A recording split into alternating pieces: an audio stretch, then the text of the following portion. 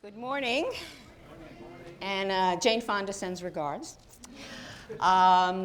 This is my fifth G for G, and 10 years ago I was looking for a great way to start my talk. I had nothing, and then 3 hours before I was about to go on, my husband, who's sitting right there, said he was in front of Hooters, and a young lady said to him, "Are you with the weirdos at the Ritz?"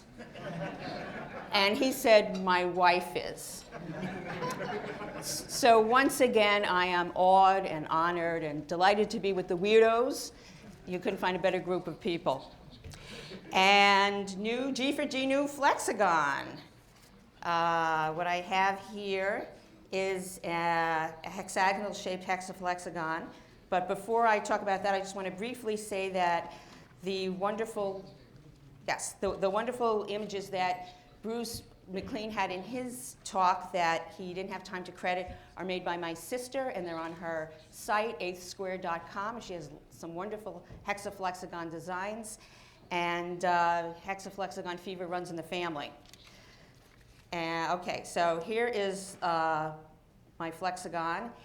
As you know, the classic hexaflexagon is made out of equilateral triangles, but this one is made out of isosceles, right triangles. And you need 12 triangles to make the hexaflexagon shape and 10 triangles to make a partial pinwheel, which is also possible. And because this has 6 sides and 8 faces, and I'm using faces and colors interchangeably for our purposes here, I call it the octa-isosceles hexaflexagon. Now, only red and blue have at least 10 triangles, so all the other colors have to combine with each other to make a complete surface. And you start, let's go to the tape, the regular tape. And this is the straight strip that you work from, and this is all in your G for G exchange gift. And you can see an obviously repeating pattern on this side and a not so obviously repeating pattern on this side. But it does repeat. And you simply wind up the hexaflexagon by, you wind it around itself, you make a spiral, and you're going to have only blue, red, white, and black on the outside of the spiral. And when you're all done, you have this. And there are at least 3 ways to flex. Now, flexagons have with me anyway, they have an obnoxious habit of not telling you everything they can do until you go to press, and everything's printed, and the hexaflexagon is in the exchange gift, all packed and ready to go. So I actually stumbled on another way to flex last Monday while I was practicing this talk. So only 2 of the flexing methods are in your handout. But anyway, let's start. You can do what I call the twist flex. And you twist it.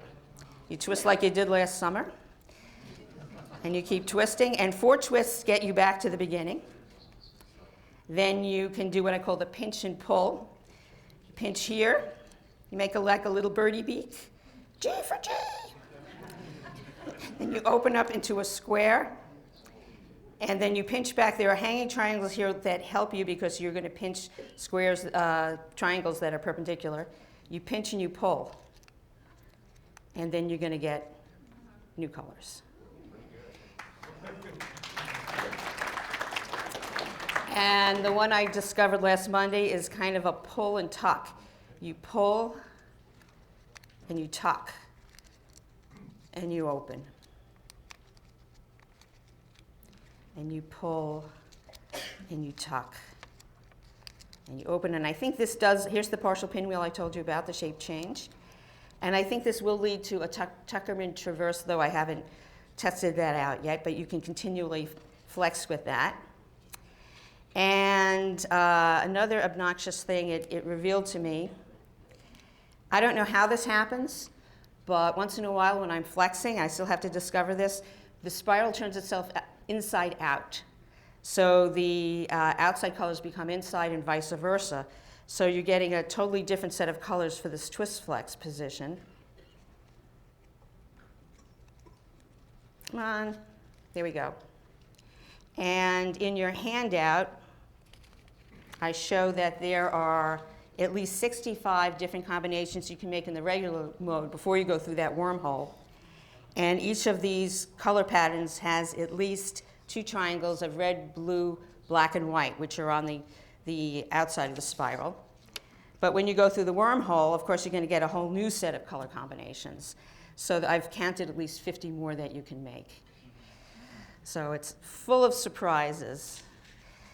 And it does a few other things. How am I doing for time? Doing very well. Okay. It can also collapse into a little fractal of itself. It can also twist into a square. You can collapse it down into a square, this shape, and that has a few flexes in it, and it stays stable for a while before it pops out into the hexagon again. And I think this all shows that there's a whole big world of straight strip flexagons all waiting to be discovered and explored and analyzed and enjoyed, and most of all, to get obsessed with.